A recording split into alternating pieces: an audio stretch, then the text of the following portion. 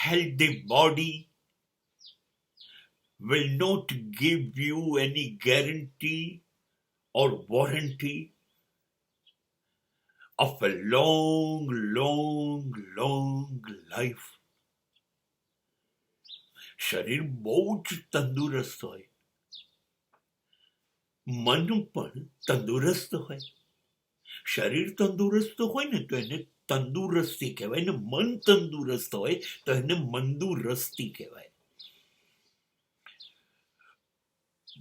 એકદમ અદ્ભુત શરીર, અદ્ભુત મન હોય તો શું શરીર અને મન ખાતરી આપે છે કે જાઓ 100 વર્ષ જીવશો જ? એવી ખાતરી આપે છે? ક્યારેય નથી આપતું. એવી ખાતરી નથી આપતું કે રોજ શ્વાસ ઉપરનો કાબુ કરો, પ્રાણાયામ કે તમને જે રીતે ફાવે, કે રોજ ચાલી લો, જો પોસાતું હોય તો દોડી લો, જોગિંગ કરી લો, દોરડા કૂદી લો, યોગના આસનો કરી લો, કોઈક રમતો રમી લો, શરીરને મજબૂત બનાવી શકો જે રીતે તમને અનુકૂળ પડે.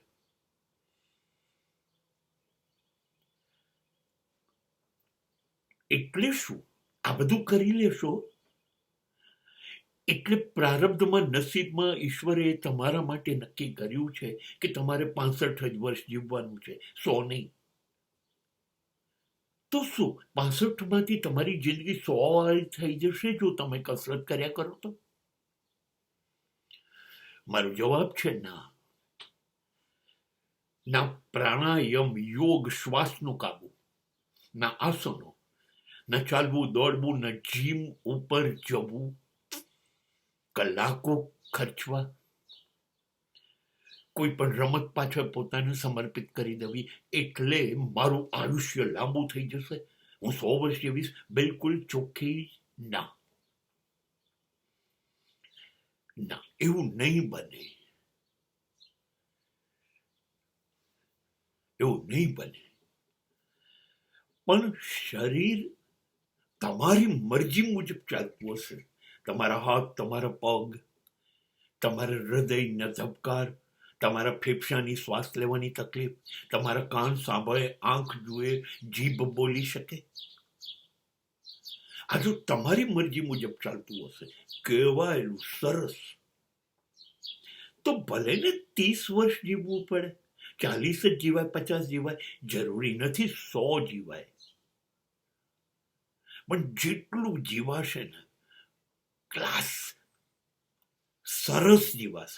તમે ઈચ્છો ત્યારે ઊભા થવાય, તમે ઈચ્છો ત્યારે દોડી જવાય.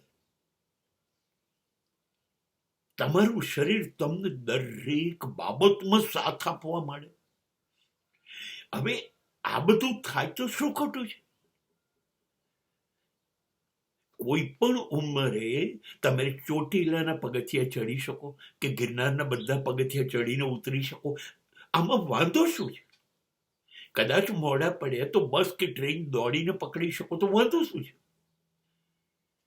તમારા 4થા 5મા 6થા માળ ઉપર લિફ્ટ વગર કદાચ વીજળી નથી ને લિફ્ટ કામમાં નથી આવતી તો ચડીને જતા રહો. તકલીફ શું છે?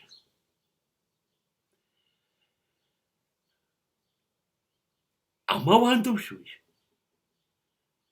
આ તો 40, 50, 60, 70, 80 વર્ષ એવું બધું લાંબુ નહીં, પણ આ કસરત આ તો ચોક્કસ આપશે. લાંબુ નહીં તો પણ જે આયુષ્ય છે એમાં ઊંડાણ આપશે. ભલે 60 વર્ષ જીવો પણ દિલ ખોલીને 60મા વર્ષે. મને ગુજરાતના એક પ્રખ્યાત લેખક ચંદ્રકાંત બક્ષી ની ગૌરવ ગાથા યાદ છે. એમણે એવું કહ્યું હતું કે મને બરોબર યાદ છે કે 30 વર્ષે મારી જે કમર હતી એ જ કમર 60 વર્ષે હતી, અને 60 વર્ષે પણ હું 40 કિલોમીટરની મેરેથોન દોડમાં ભાગ લઈ શક્યો હતો. બસ આ છે આરોગ્ય. આ અદ્ભુત ઘટના છે કે 60 વર્ષે એ મેરેથોન દોડી શક્યા હતા. લાંબુ જીવવું એવું જરૂરી નથી, પણ જે જીવાય છે એટલું અદ્ભુત જીવાય છે. તમે જોઈ શકો, સાંભળી શકો, બોલી શકો, તમે નાનકડું નૃત્ય કરી શકો, તમે ગઈ શકો.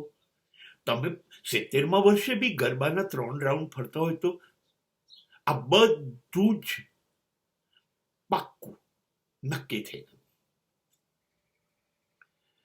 કે તમે શરીરને સાચવશો કસરત કે કોઈ પણ રીતે, તો શરીર તમને સાચવશે.